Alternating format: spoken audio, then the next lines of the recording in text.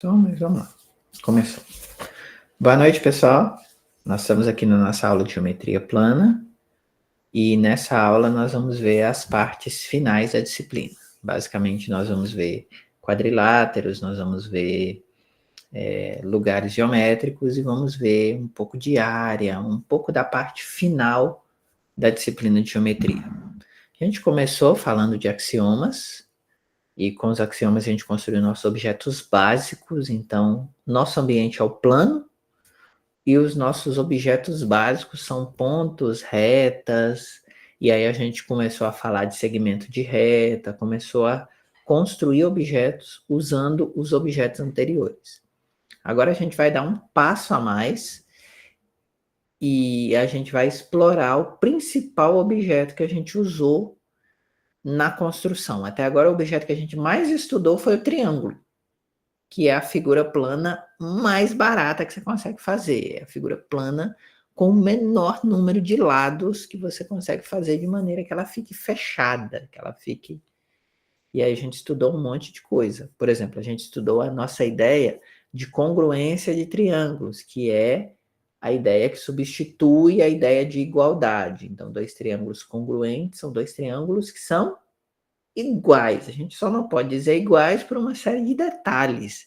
Os pontos que estão em um estão no outro, porque ponto, né, está fixado no plano. Mas aí a gente faz isso. Se agora a gente vai... Se a gente for pensar numa sequência lógica, depois que eu aprendi um pouquinho sobre segmento de reta e aprendi sobre a figura plana mais simples que eu conseguia fazer, que era o triângulo, que tem exatamente 3 lados, eu vou falar assim, bom, agora eu quero estudar a figura que tem 4 lados. E depois eu vou estudar a figura que tem 5, que tem 6. Não, já entendi. Então agora eu vou aumentar o número de lados. Só que nós não vamos ficar estudando figura. Vamos lá, vamos estudar agora uma figura de 15 lados. Agora vamos estudar uma de 18 lados. Senão nós vamos ficar aqui o resto da vida. O que a gente precisa é entender a lógica. Então nós vamos dar nomes para algumas figuras, nós vamos estudar alguns quadriláteros, entender a lógica, e aí vocês vão começar a entender como é que a novela faz sentido, porque a grande maioria das coisas que a gente vai usar tem a ver com triângulo. Então a gente vai pegar uma figura e quebrar em triângulo. E aí a gente usa tudo que a gente sabia de triângulo. Aí você vai começar a entender a lógica. Falar, então se eu for estudar uma figura de 5 lados, eu vou fazer a mesma coisa? Sim. Se eu for estudar uma figura de 8 lados, eu vou fazer a mesma coisa? Sim. Então, a gente vai sair de triângulo para quadrilátero, vai entender a lógica e depois a gente até consegue falar de outras figuras, dar nome, perceber, mas a gente não precisa ficar fazendo um estudo detalhado de todas essas figuras, ok? Então, para entender a novela, para entender o contexto, para entender o roteiro do nosso filme, nós vamos fazer a seguinte coisa. Primeiro, nós vamos arrumar uma definição genérica de poligonal fechada. Então, o que a gente vai fazer, a gente quer entender, com 3 eu sei fazer. Você me dá 3 pontos, eu ligo os pontos e pronto. E eu desenhei um triângulo. Com 4 pontos, você vai perceber que você tem mais possibilidades. Se eu te der 4 pontos, você não tem um quadrilátero automaticamente, porque você poderia ligar 3, 3, você poderia fazer um monte de coisa. Então a gente está dizendo assim, ó, vamos tomar cuidado e vamos ligar apenas pontos que são adjacentes. Vamos ligar pontos que estão perto um do outro, sem fazer uns cruzamentos muito doidos entre a nossa figura. Porque a gente quer olhar para a capa, a gente quer olhar para a cerca externa. Por que a gente não falou isso de triângulo? Porque no triângulo você não consegue. Se eu te der 3 pontos, acabou. Na hora que você liga os 3, não tem outras maneiras de ligar os pontos. Ok? Aqui teria. Aqui você poderia fazer bagunças, poderia ligar esse com esse, por exemplo. Mas não é isso que a gente quer. A gente quer poligonais que fiquem bem comportadas. A gente quer isso aqui, ó. A gente quer poligonais, onde você pega esse, liga com esse liga com esse. Então a gente gasta algumas páginas para dizer, ó, não faz muita bagunça, não. Não liga qualquer coisa com qualquer coisa. Liga assim, de modo que você consiga delimitar uma região interna, né, e uma região externa. É só isso. Então, todo esse texto aqui é para te dizer que agora que você tem mais de 3 pontos, você tem que tomar cuidado com o jeito que você liga os pontos. Mas o que a gente vai querer fazer é começar a olhar as propriedades desses pontos. Já que eu liguei direito agora, e eu consigo delimitar uma região interna e uma região externa, primeira coisa que eu começo a pensar, eu falo, legal, então olha, aqui tem ângulos. Como é que eu faço para medir esses ângulos? Não sei, você vai ter que usar um transferidor, você vai ter que fazer, você vai ter que medir ângulo de algum jeito. Lembra que a gente aprendeu a medir ângulo? Tinha ângulo, o que era o ângulo? A gente fez uma unidade de medida para ângulo, igual a gente fez uma unidade de medida para segmento. A gente estabelece um segmento unitário e diz que o segmento tem 2 vezes aquele tamanho. Então, esse segmento tem tamanho 2, esse segmento tem tamanho 3. Para ângulo, a gente fez a mesma coisa. A gente colocou alguns segmentos lá para uma unidade de medida e falou, ó, se tiver isso aqui tudo, tem 180. E aí a gente fica olhando, ok, num triângulo tem 3 ângulos, e a soma dos ângulos internos de um triângulo dá 180. E a soma dos ângulos internos de uma figura qualquer que eu desenhar assim? Bom, não sei. Na verdade, eu sei. Como é que você vai fazer isso? Você vai pensar na ideia de triângulos. Então, você escolhe um vértice, quebra a sua figura em triângulos,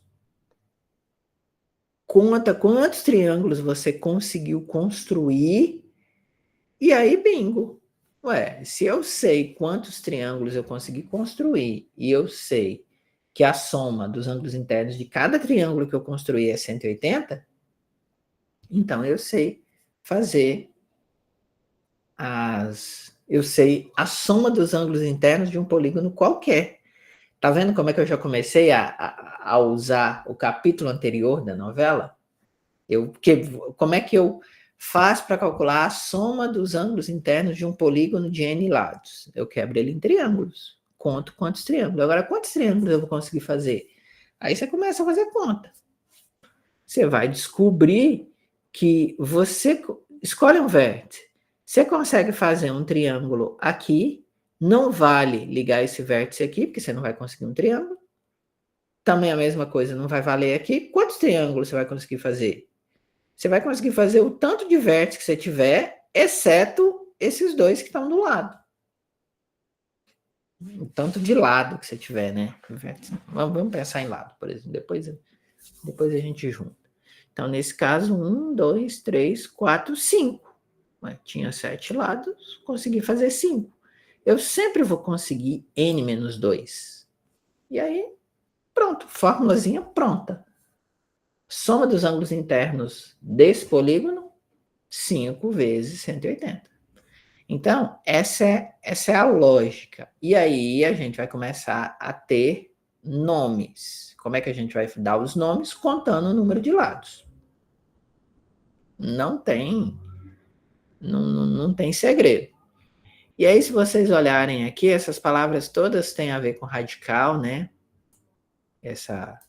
Essas palavras aqui são radicais, né? E aí é só a gente lembrar que esses radicais significam números e não precisa ficar decorando esses números, não, mas é só lembrar das ideias de campeonato, né? A gente não usa essas ideias aqui, esses radicais para poder contar quantas vezes tem um título de não sei o quê, aí é claro que a gente inventa um monte de campeonato diferente, né? Ao mesmo tempo acontecem 3 ou 4 diferentes para poder ter bastante gente assistindo, mas Eu estou olhando aqui do lado para ver se tem pergunta. Ok? Então, nome de batismo. Não tem jeito. Como é que eu batizo o polígono? Contando o número de lados. Ok.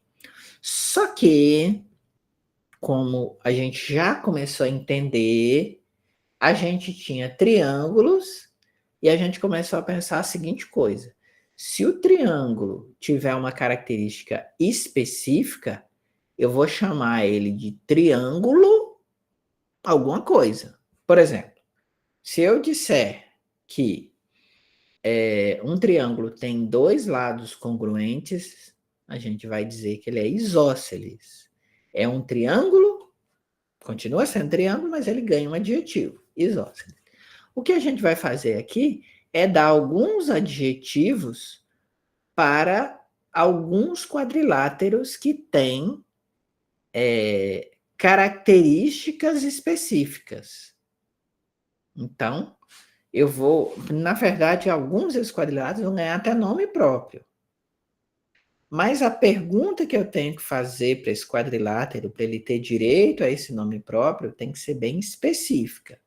Então, por exemplo, se você pega uma figura de 4 lados e você quer saber se ela é ou não um paralelogramo, você tem que... Tem uma pergunta aqui dizendo, ó, então conforme aquela figura anterior, aplicando a fórmula, ficaria 5 vezes 180? Exatamente, é isso. Você pega o número de lados, conta, tira 2, porque tem 2 triângulos que você não consegue fazer, multiplica por 180, essa é a soma de todos aqueles ângulos internos.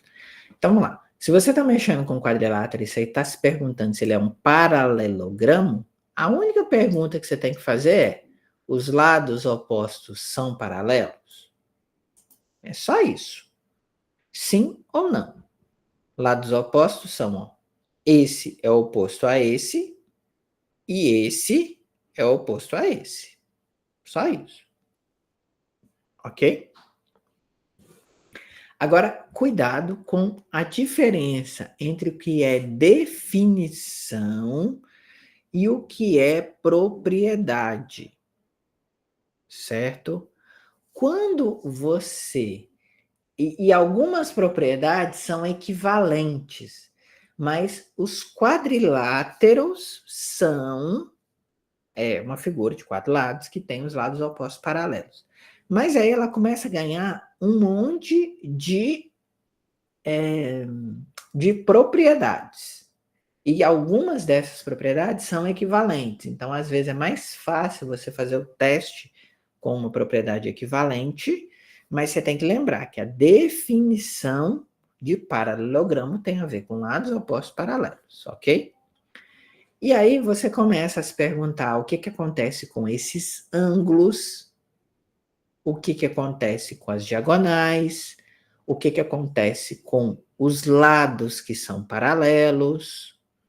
Então, por exemplo, o caso do paralelogramo, ele tem muitas coisas legais. Ele tem os ângulos opostos congruentes, ele tem os lados opostos, os ângulos opostos são esses aqui, né? Assim. Os ângulos, os lados opostos congruentes e as diagonais que se interceptam no ponto médio. Mas, em tese, a princípio, como definição, a minha pergunta é se esses caras, se esse polígono de 4 lados tem lados opostos paralelos. Ok? E o mesmo começa a acontecer com outros quadriláteros. E aí a gente vai ter que começar a tomar cuidado, porque vai começar a acontecer aquela brincadeirinha que a gente faz em teoria de conjuntos, que uma coisa é subconjunto da outra. Então, por exemplo, a gente vai ter mais quadriláteros que vão ter mais características. E aí, quando você vai olhar para essas características, você começa a pensar assim: o que é o quê? Né? Qual é a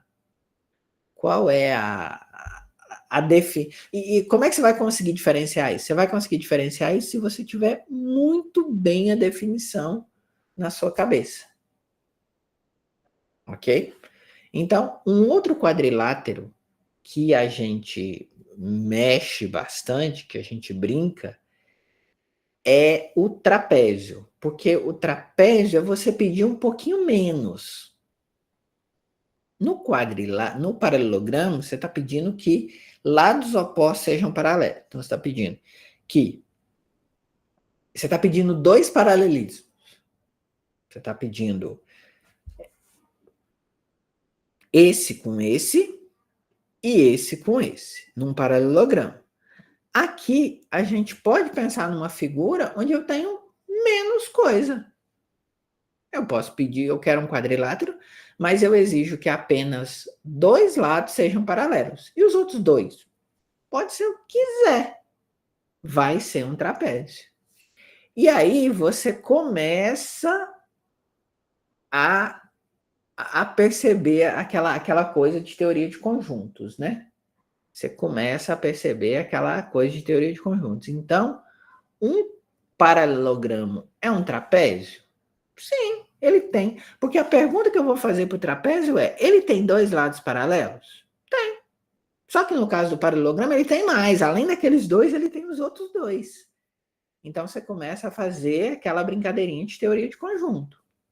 Então, no meio dos trapézios, tem um tipo de trapézio que é trapézio duas vezes, né? Que exigiu que os lados opostos fossem paralelos. Tem dois lados paralelos? Tem. E tem mais, tem outros dois. E assim a gente vai fazer com todos os outros, com todos os outros quadriláteros. Então, você vai olhar para a definição e vai perguntar se aquele quadrilátero passa ou não na definição. Se isso ficar claro para vocês, qualquer pergunta sobre quem está dentro de quem, qualquer pergunta do tipo, todo isso é aquilo, você vai olhar para a definição, falar, peraí, qual é a definição de tal coisa? Ah, a definição de tal coisa é isso. Qual é a definição de trapézio? Ter dois lados paralelos. Qual é a definição de paralelogramo? Ter lados opostos paralelos. Então, o paralelogramo tem dois lados paralelos? Tem. Tudo bem. Aí, quais são os elementos que a gente pode brincar? Quais são os elementos que a gente pode brincar? A gente pode brincar com paralelismo entre os lados opostos e a gente também pode brincar. A gente pode brincar com ângulo e a gente pode brincar com tamanho do lado. Então, basicamente, todas as variações vão ser desse tipo. Então, por exemplo, até agora a gente falou só de paralelismo. Então, a gente falou de trapézio e falou de paralelogramo. A gente estava preocupado com o tamanho dos lados? Não. Num trapézio, num paralelogramo, não. Agora, dá para mim uma figura de 4 lados e eu vou te fazer a seguinte restrição. Agora, eu quero que os 4 lados dessa figura sejam congruentes. Ok? Isso é o nome de batismo do losango. Então, se os 4 lados forem congruentes, isso é um losango. E o ângulo que eles vão formar entre eles? Os ângulos também serão congruentes? Para a minha definição, não. Mas isso vai ser uma propriedade lá na frente. Na verdade, quer dizer, aqui não, né? Os ângulos não vão ser congruentes, porque se os 4 ângulos forem congruentes, você está falando de outro quadrilátero. Mas no caso dessa figura aí, pelo menos 2 precisam ser congruentes. Exatamente. Mas isso vai ser propriedade. Isso vai acontecer por causa do tamanho. Ok? Aí vão acontecer coisas entre os ângulos por causa, né, por causa dos triângulos que tem ali dentro. Mas a minha definição de losango é olhando para os lados. Ok? E aí os ângulos que vão acontecer entre eles vão ter algumas relações, mas não é a definição. Alguém levantou a mão? Pode falar? Boa noite, professor. Eu vendo o senhor ensinando e lembrando aqui na sala de aula, quando eu ensino, que a vida toda a gente explica quadrado, retângulo, todos os quadriláteros, só pela forma geométrica. Aí quando o aluno chega no sétimo ano, sexto, sétimo ano, que ele tem que esquecer a definição, que um quadrado é retângulo, que um losango é quadrado, que um quadrado é losango. Isso dá uma confusão tão grande na mente dessas crianças, até na nossa, muitas das vezes. E eu fico me perguntando por que não já começa a inserir isso mais cedo? Porque a criança é ensinada toda a vida que círculo é circunferência. Isso. Desde lá do início, desenha um círculo. Aí o menino vai lá e desenha uma circunferência. Chega aqui na sala, quando eu desenho, eu sempre começo com... Eu trago um meme, desenho lá um retângulo e falo que, gente, aqui é um quadrado. Desenha um quadrado e fala que é um retângulo. Ele, não, professor, ele não é um retângulo, é um quadrado. Então, isso, até a gente quebrar todos esses paradigmas, é muito difícil, viu, professor? E o senhor ensinando aí, eu rindo aqui, lembrando do sofrimento que a gente tem no sétimo ano com esses assuntos. Sim, sim, por causa das definições. Eu cheguei a receber uma proposta uma vez de apresentar esse tipo de informação para umas pessoas que trabalhavam numa creche. A gente montou um projeto e até a coisa ia andar, mas acabou que o projeto não foi executado. Mas a nossa ideia era exatamente essa. Era, inclusive, o projeto era assim: eu não vou dizer, eu não vou mostrar para vocês como falar para as crianças. Essa transposição entre vocês e as crianças, vocês sabem fazer. O que eu vou fazer é mostrar essas definições, mas como definições mesmo, né? Sem precisar do desenho, sem precisar. Mas acabou que o projeto não foi para frente, mas eu estava muito empolgado de fazer isso. Mas eu entendo exatamente, né? Eu acho que a gente já devia contar essas coisas desde de pequenininho. Mas vamos lá. Então, pessoal, a definição de losango é um quadrilátero onde eu estou preocupado com o tamanho dos lados. Eu vou comparar o tamanho dos lados. Os ângulos internos, o que vai acontecer com os ângulos é outra coisa. Inclusive, os 4 ângulos não vão ser necessariamente congruentes. Porque aí, se a gente começar a fazer aquela nossa conta, todo quadrilátero nosso, a soma dos ângulos internos vai ser 360. Certo? A gente consegue fazer ali 2 triângulos. Certo? Olhando para aquela nossa fórmula, né? N menos 2, 4 menos 2, 2. Então, 2 vezes 180. 360. Eu vou distribuir os 360 nesses 4 ângulos. Quando eu pedir ângulos congruentes e lados congruentes, eu estou engessando muito. Quando eu falar ângulo, quando eu falar assim, eu quero que os 4 ângulos sejam congruentes. Acabou, tem que ser 90 para cada, porque eu tenho 360 para dividir em 4 ângulos, 90 para cada. E aí, se eu peço, mas aí eu posso pedir que os ângulos sejam congruentes e não falar nada dos lados, e aí eu tenho a figura do retângulo, ou eu posso pedir muito, eu posso pedir que os ângulos sejam congruentes e os lados também sejam congruentes. Aí eu estou fazendo o quadrilátero, que é o quadrado. E aí, pelo fato dos ângulos serem todos congruentes, aí eu já vou saber que todos são de 90, os lados vão ser paralelos, então esse negócio também vai ser um paralelogramo. E aí a gente vai fazendo aquela teoria de conjuntos, né? E sempre aquelas perguntas, né? Todo quadrado é um retângulo? Sim, porque o que precisa para ser um retângulo? Precisa ter os 4 ângulos congruentes. Bom, 360 dividido por 4, 90. Então, todos os ângulos aqui são 90? São. Então é um retângulo. Isso é legal, assim, a gente Ô, professor, sabe. Sim, pode falar. mas nessa sua colocação aí, o contrário não é verdade. Não, porque no caso, porque para ser um retângulo, para onde eu olho? Para os ângulos, certo?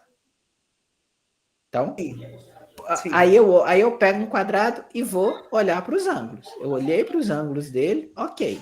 Os ângulos aqui dentro, todos os ângulos são de 90? São. Então eu posso chamar isso de retângulo.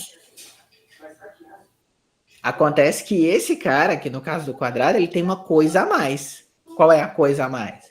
Além de todos os 4 ângulos serem congruentes, ele ainda tem a particularidade de ter lá os 4 lados congruentes. E aí, quando você olha para isso, agora eu quero uma figura que tenha 4 ângulos congruentes e 4 lados congruentes. Essa figura aqui tem isso? Não, ela só passou no teste dos ângulos. Os lados aqui é uma bagunça. Nem tão bagunçada assim, né? Porque como é um paralelogramo, é obrigado a ter congruências pensando em opostos. Mas o que tem que ficar claro para a gente é a definição. Se a gente entender a definição, qual teste que eu tenho que fazer, para onde que eu tenho que olhar, o resto, o que vier a mais, é a mais. Então, a gente pode dizer isso, ó, muito tranquilamente, né? Todo quadrado é um retângulo? Sim. Todo retângulo é um quadrado? Não, eu não pedi nada dos lados. Como são? Qual a relação entre os lados de um retângulo? Depois a gente descobre que esse é congruente a esse é congruente a esse, porque é um paralelogramo, então os lados opostos são congruentes. Mas e a comparação desse com esse? Nenhuma. Eles não são obrigados a ser nada. A única coisa que eu tive que olhar foram os ângulos.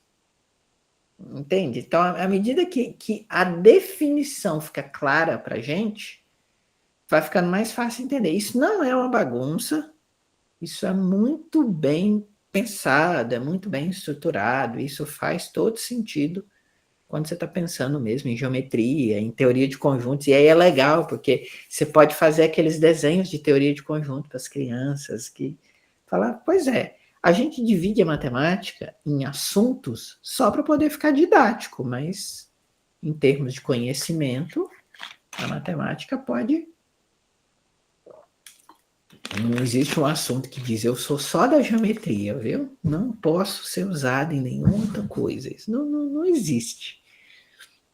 Então a gente consegue fazer essas interseções. Ó, então, por exemplo, quando a gente está falando de quadrado, ele é um quadrilátero, ok. Ao mesmo tempo, losango. Losango quer dizer o quê? Quer dizer que é obrigado a ter os 4 lados congruentes.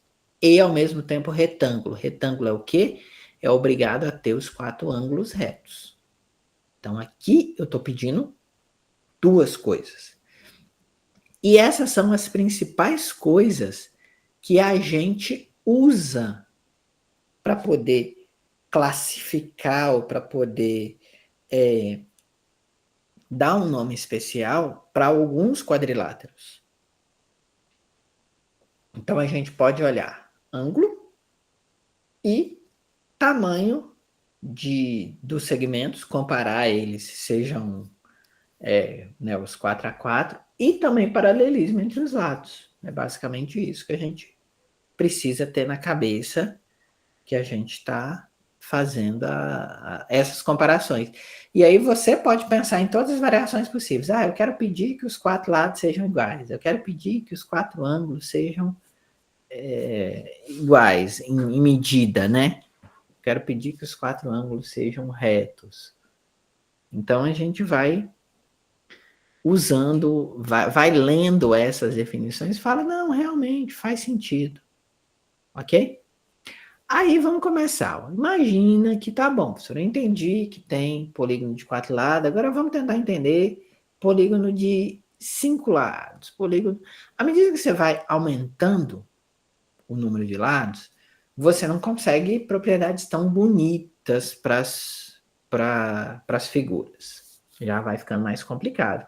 Se vocês lembrarem, numa figura de 4 lados, eu posso ter um trapézio. Um trapézio, eu estou pedindo que 2 lados sejam paralelos, mas eu consigo fazer figuras que não tem lado nenhum paralelo, que seja uma bagunça. Então, imagine isso com 4, com 5 lados, então. Aí a gente fala assim, tá bom, já que eu não sei estudar todos os pentágonos do universo, eu vou pegar um tipo especial de pentágono. E se eu tiver uma figura onde eu peça que os lados sejam congruentes e os ângulos internos sejam congruentes? Opa, então eu já dou uma segurada, né? Eu estou dizendo, olha, eu vou estudar um pentágono, mas não é um pentágono bagunçado. Eu quero lados congruentes e ângulos internos congruentes. Beleza? Ótimo. Quando você faz isso, você está falando de um polígono regular. Você está falando em regularidade. Então, você faz isso porque você não consegue estudar todos os pentágonos do universo. Você precisa de alguma coisa, você precisa de alguma... Tá, eu desenho aqui... imagina que eu pego aqui um papel e desenho um negócio aqui de 5 lados, pode ser um polígono mesmo, ok? De 5 lados, mas cada lado com tamanho, sem paralelismo, sem cuidado com os ângulos internos. Eu até sei a soma dos ângulos internos, mas só isso. E aí você não vai conseguir me dizer nada dessa figura. Então a gente começa a colocar adjetivos para dizer, ó, esse tipo de figura aqui eu sei te falar algumas coisas. E aí é muito legal, porque se você começar a olhar para essas figuras aqui, você está vendo que à medida que você vai aumentando o número de lados, pega uma figura regular. Ó, pega um pentágono regular, um hexágono regular. À medida que você vai aumentando o número de lados, isso vai se aproximando de uma figura que a gente conhece. Isso vai se aproximando da nossa ideia de circunferência. Então, olha que massa. Você começa a falar de polígonos, começou lá de triângulo, e agora você está começando a entender que você consegue se aproximar de figuras, de lugares geométricos que têm outras características, pensando em polígono regular. Então, é isso. À medida que você vai tendo regularidade, à medida que você vai tendo alguns adjetivos, você começa a perceber a generalização, você começa a perceber as ideias. Novamente aqui, né, a gente está falando dos triângulos, então você consegue saber quais são os ângulos internos, você consegue saber a soma dos ângulos internos, beleza, já sei. Você pode desenhar a figura do jeito que você quiser. Mas se ela for regular, eu sei que cada ângulo tem a mesma medida. Então pronto, então agora eu sei a medida de cada ângulo, porque agora, para não virar bagunça, eu estou restrito aos polígonos regulares. Então, quando você desenhar para mim um polígono regular, eu vou saber esse ângulo interno aqui, porque ele é regular. E aí você vai começando a fazer algumas restrições, e aí essa é a parte que eu até pedi para vocês pularem, nem fazer muita coisa, que é o seguinte, a partir do momento que você tem, né, esses polígonos regulares, é possível você construir ele com régua e compasso. Essa é uma parte linda da geometria, mas que por questão de tempo, por questão de escolha, a gente não vai fazer grandes construções aqui.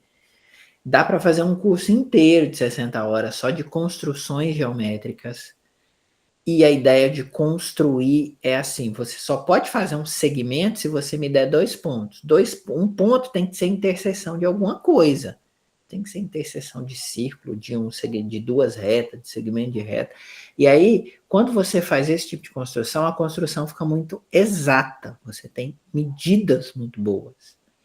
E a geometria começou com isso. A geometria, uma das principais coisas da geometria é essa, de construir se tal número, se tal objeto é construtível com régua e compasso.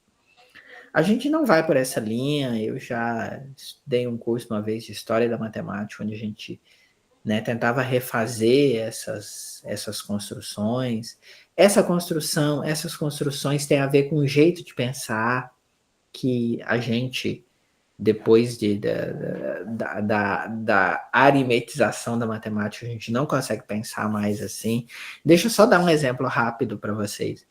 O greguinho, quando você falava para ele, pensa em um número, ele pensava nisso aqui. Ele falava, pensei. Ele rabiscava um negócio.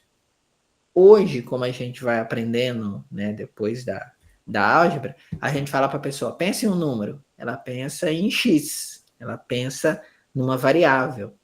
Mas para o greguinho, o número era um segmento. Aí quando você falava para ele, agora dobra esse número, ele pegava esse segmento e aumentava aqui. Essa era a ideia de números para ele. Por isso que a gente tem a ideia de número construtivo com régua e compasso. É um outro jeito de pensar, muito legal, só que por uma questão de tempo e de escolha a gente não fez. Por exemplo, tem um software que a gente conseguiria usar, que é o GeoGebra, que é muito legal, que dá para fazer muita coisa, mas é outra coisa que dá para fazer um curso de 120 horas tranquilamente, mexendo com GeoGebra e tentando entender essas coisas. Então, por uma questão de ementa, de escolha, a gente não vai por essa linha, a gente vai pela linha para a gente poder conseguir cobrir o básico da parte de geometria. Então, todos esses polígonos regulares são construtíveis com régua e compasso.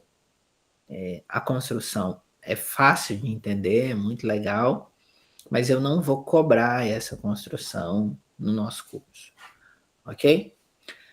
A outra coisa para a gente, as duas últimas ideias para a gente fechar, e eu vou apresentar elas de maneiras rápidas, é a ideia de lugar geométrico. É a ideia de um conjunto de pontos que tenham uma determinada propriedade. Isso não é nenhum absurdo, gente. A gente faz isso desde pequenininho. Quando a gente fala, por exemplo, em circunferência, ela nada mais é do que o conjunto de pontos do plano que estão a uma distância fixa de um ponto fixo. Pronto, essa é a definição.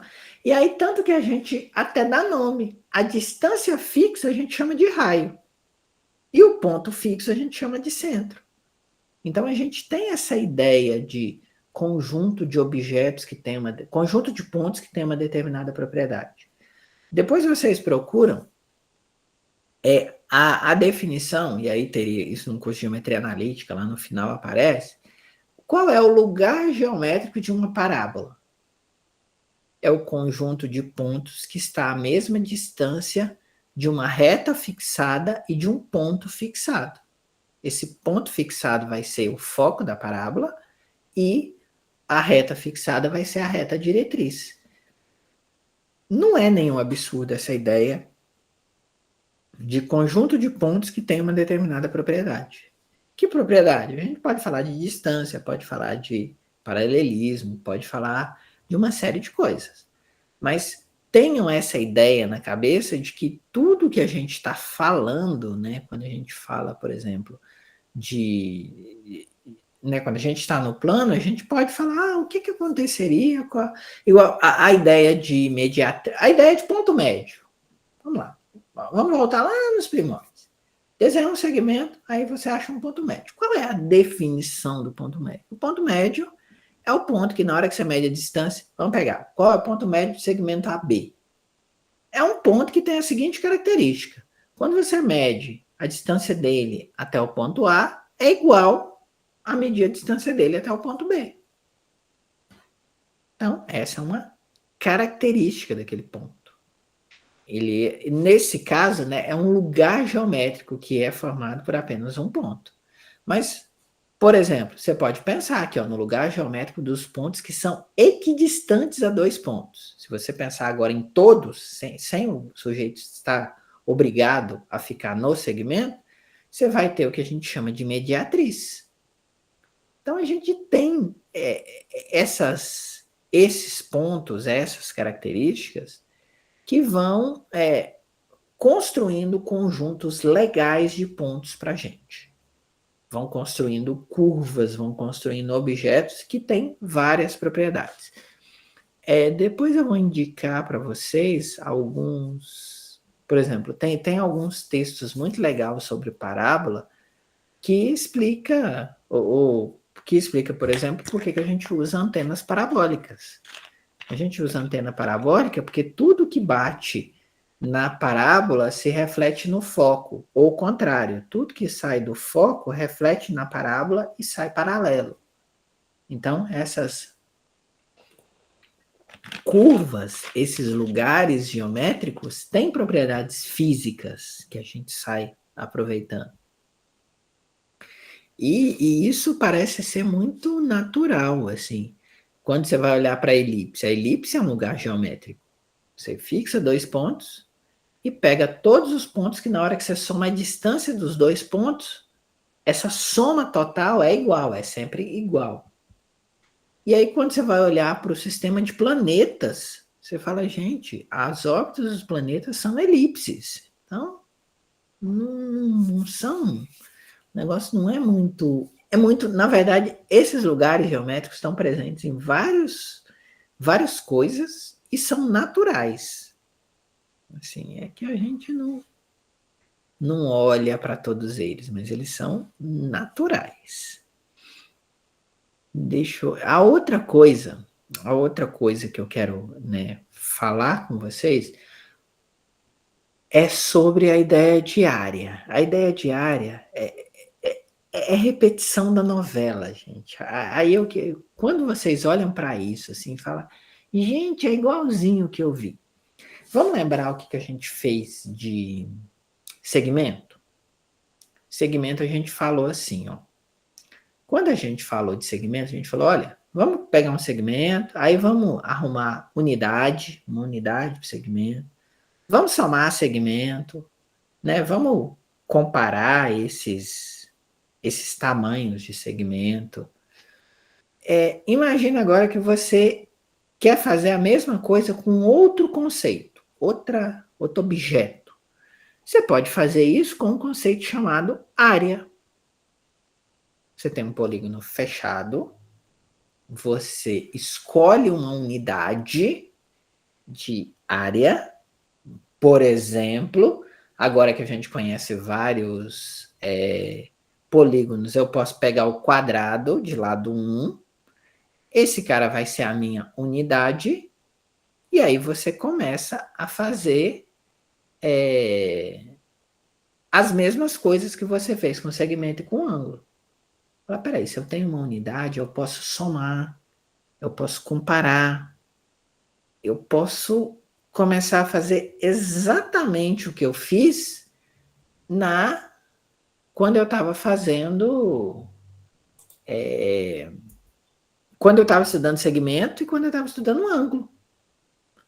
E aí, quando a gente começa a fazer isso, deixa eu pular para a parte de área logo, e tá claro que aqui o teorema de Tales, essas coisas ajudam um pouquinho, mas eu quero mostrar para vocês a repetição da novela, que a gente a gente escolhe uma grandeza, no caso a gente escolhe para falar de área, então a gente fala assim, todo polígono vai ter uma área.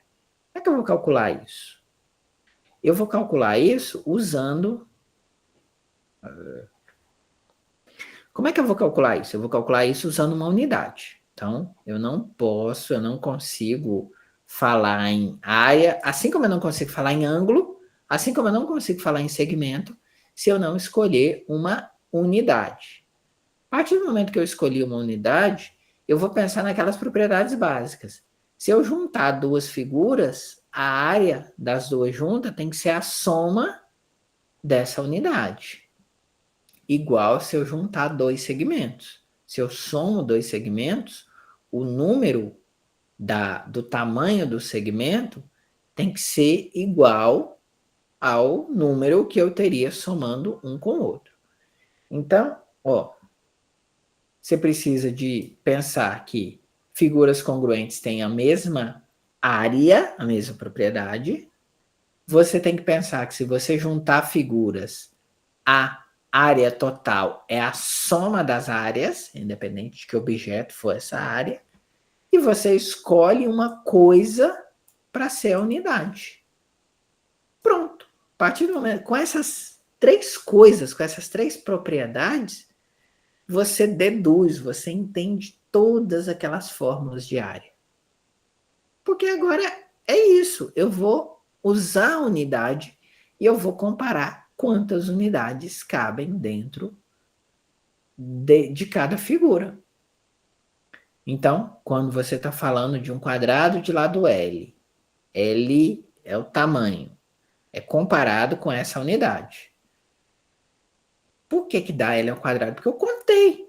Aqui tem L, aqui também vai ter L, então vamos contando. Vai ser L uma vez, L 2 vezes, L 3 vezes. Quantas vezes? L vezes. Ué, então vai ser L vezes L. L ao quadrado. E o que você está pensando? Você está pensando exatamente isso. Ó. A área total vai ser a soma de cada areazinha, que é exatamente esse princípio da aditividade. Se eu estou juntando um monte de figurinha, a área total é a soma de cada areazinha. Dá para fazer isso com várias ideias, com vários objetos. Você começa com coisas óbvias, com coisas legais, fala quais propriedades eu gostaria que essa grandeza tivesse. E aí, quando você escolhe qual propriedade você gostaria que essa grandeza tivesse, você fala, então, com base nessa propriedade, o que eu consigo fazer? Então, essas fórmulas de áreas não são fórmulas para decorar, são frutos de observação. Falei, isso vai acontecer em todo quadrado? Vai. Então, pronto. Então, professor, essa parte aí mesmo que o senhor colocou, né, que mostrou os quadradinhos, inclusive para algumas projeções na nossa realidade, né, que às vezes não dá para você fazer aquela medida, com essas medidas menores, dá para estimar. Exatamente. Que nem as pirâmides, né, monumentos muito grandes, né, que não tem como estar mensurando, dá para fazer estimativas, né, a partir dessas medidas menores. O pessoal usa isso para a área de fazenda, por exemplo. Você vai medir um sítio e no fundo do sítio tem um rio, tem uma lagoa toda irregular. Como é que você não vai chegar lá e ficar medindo? Agora faz um ângulo de 10 graus para cá, depois vira um ângulo. Você faz estimativa, você quebra em pedacinho menor e fala, ó, nesse pedaço aqui tá pegando a metade da lagoa, metade é terra e metade é lagoa. Nesse pedaço aqui não, é quase tudo lagoa. Então não conta. E isso, a gente usa essa ideia várias vezes para fazer estimativas, essas ideias não são malucas, elas são muito... E elas nasceram, o problema é que a gente vai usando ela e a gente perde a origem, assim, o curso de História da Matemática é legal por conta disso, porque essas ideias meio que nasceram de necessidades mesmo. É aquela história de eu tenho uma mesa e quero comprar um forro para essa mesa, que tanto de pano que eu vou precisar? A ideia diária é essa. Eu quero cobrir, vou construir uma casa e quero botar uma telha por cima. Essa que é a ideia, assim, né? A gente fica achando que é só geométrico. E isso nasceu de necessidades reais. E um pano para cobrir isso aqui. Quanto de pano eu vou precisar? Aquela coisa. Esse pedaço aqui dá? Não, tá pequeno. Precisa de um negócio mais ou menos uma medida assim, assado. O pessoal na roça, antigamente, por exemplo, usava, quando a ideia de numeração de sapato já existia, mas não era muito comum, o pessoal usava um barbante para medir o tamanho do pé. Você usava um comparativo. Então, você pegava, media o pé do menino com barbante, a pessoa que ia na cidade levava aquele barbante e falava, eu quero um sapato mais ou menos desse tamanho aqui. Medir os terrenos com corda. Quando não se tinha a trena com palmos, com passos. Exatamente, era comparação. Você usava uma unidade de comparação para você conseguir conversar com a outra pessoa. Falar, ó, eu quero te vender um terreno. Qual é o tamanho desse terreno? Ó, eu medi aqui em passos, deu 50 passos para lá e 20 passos para cá. Aí você vai negociar o preço em cima desse negócio. Se fosse um terreno de 100 passos para um lado e 200 passos para o outro, o preço era maior. Então, o problema é o tamanho do passo do cara, né? exatamente. Aí, para não virar briga, a gente resolveu criar uma unidade. Então, vamos fazer a unidade, todo mundo usa essa mesma unidade. Aí, pronto, aí não tem. Não. A ideia de unidade de medida foi exatamente essa, porque aí não tem briga. Fala, mas você falou que era 200 passos, mas eu estava andando pouquinho, né? Então, hoje, quando alguém fala, olha, eu vou te vender um lote de 300 metros quadrados, ele tem 10, ele é retangular e ele tem 10 na frente e 30 de lado. Pronto, todo mundo sabe o tamanho, é a mesma unidade para todo mundo. Essas coisas nasceram dessas necessidades de acordo, de venda, de posse, A geometria tem muito disso. A marcação da geometria tem muito a ver com isso. A gente está falando de terras na margem do rio Nilo que enchia de água, tinha cheias e depois a água voltava. E eram terras valiosas, eram terras que ficavam fertilizadas. E aí os marcos, as cerquinhas iam tudo embora. E depois, como é que eu vou refazer essas cercas? Como é que eu vou saber? E muito da geometria tem disso. Então, vamos marcar numa árvore lá longe, que eu sei que não vai ser inundada, que não vai derrubar, e depois a gente mede os ângulos. Ó, a sua propriedade a partir da árvore é o ângulo tal, a do fulano começa no ângulo tal, e pronto. E aí você resolvia disputas de terra, você resolvia problemas práticos. Essa ideia de área tem a ver com isso, né? E aqui o que a gente vai fazer, uma ideia muito simples, é usar esse princípio. Figuras congruentes têm áreas iguais, área como número, e se eu juntar figuras, eu tenho que somar as áreas. Pronto. Então, como eu juntei um monte de quadradinho e dei um retângulo, eu sei a área do retângulo, ou sei a área do quadradinho. No triângulo, vai acontecer uns negócios que você vai partir umas áreas no meio, né? Aí aparece aquele sobre 2 lá que aparece no triângulo. Então, assim, todas essas fórmulas, elas não nasceram do nada, elas nasceram dessas observações, dessas coisas. Ok? Leiam, terminem de ler esse livro, terminem de ler essas coisas com isso em mente, pensando que, olha, isso aqui veio de uma observação, isso aqui veio de algum problema prático, de alguma coisa que a gente está... Deixa eu tentar entender esses símbolos, deixa eu tentar entender essa construção. Eu acho que, para mim, o principal objetivo desse curso de geometria é isso, é vocês olharem para essas coisas pensando que... Primeiro, tentando entender que isso é uma novela, que isso começou lá com a ideia de pontinho, reta e segmento de reta, e que agora a gente consegue fazer figuras sofisticadas usando aquelas mesmas ideias. E depois essa coisa de ler essas ideias com bastante carinho, com bastante jeito, e pensar que elas têm uma história, que elas têm faz parte da construção da humanidade. A gente não chegaria no nível tecnológico que a gente está hoje sem esses conhecimentos. A gente não teria essa coisa de que hoje está cada um num canto do país, num canto, a gente está aqui, eu estou aqui na minha casa, vocês poderiam estar em qualquer lugar do mundo e a gente consegue conversar, consegue estar falando ao vivo. Tem teoria de números, tem um pouco de geometria também, porque é isso, a base da ideia de geometria é numérica, pensa num número, o Greguinho pensava num segmento.